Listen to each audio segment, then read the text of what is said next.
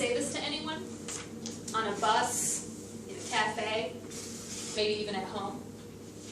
For some of us, it's a way of life. I'm going to tell you about a book, a person, a group of people, and an idea.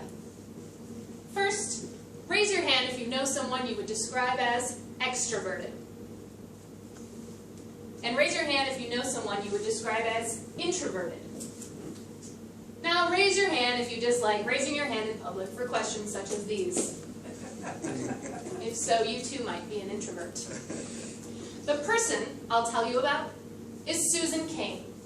Her book, Quiet.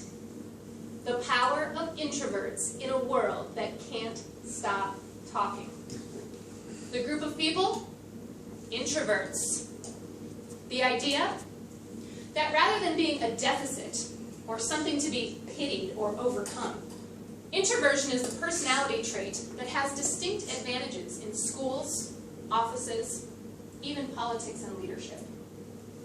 I'll introduce Cain's work, challenge you to think of introversion in a new way, and explain why her book is important to me. Cain writes that introverts and extroverts differ in the amount of external stimulation that they need in order to function well.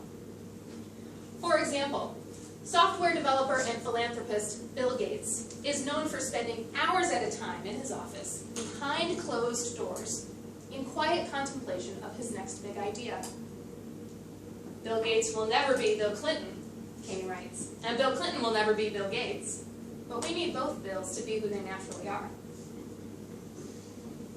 We must consider what is lost when we try to cure people of their introversion or bring them out of their shells. Having quiet time to think creatively without distractions or peer pressure is how some of us do our best work, whereas others thrive in the company of their competitors or advisors. This matters because the United States is sometimes biased toward extroverts. The spoils of modern life often go to the most outspoken, gregarious, or fun-loving among us. But why should this be? Cain's research starts in schools, where educators weigh in on the relative merit of encouraging, praising, or rewarding verbal participation by all kids in a school classroom. Some students, maybe those who find themselves more on the introverted end of the spectrum, might make their primary contribution to a classroom discussion by actively and attentively listening to their classmates. I'm sure my fellow Toastmasters will agree that listening is an important leadership skill, not to mention a veritable form of participation. How did we get here? Participation is also very highly valued in the workplace, where advancement and promotions often go to those who speak the most or the loudest around the conference table.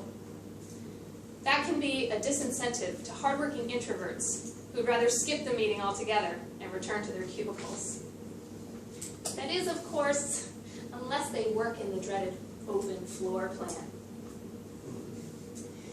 Cain writes that our national story and some of our American traditions are deeply rooted in what she calls the extrovert ideal.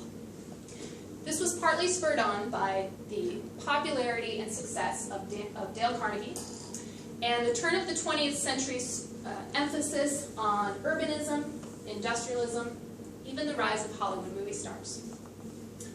All of this led to marketing campaigns, classes, and other personal growth products designed to attune people to the outer world rather than to the life of the mind.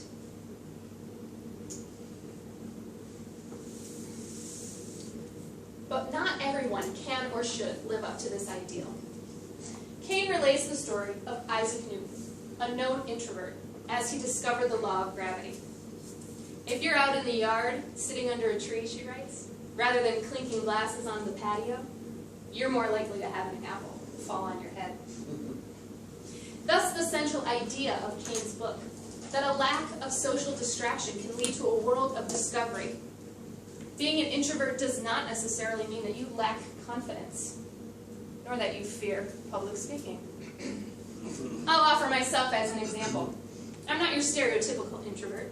I'm not shy, nor do I speak in a low volume. I am, however, certified by the Myers-Briggs Corporation as an introvert. I used to think of myself as an extrovert, a people person even. But over the years, I've been more honest with myself about how little I enjoy things like networking or small talk.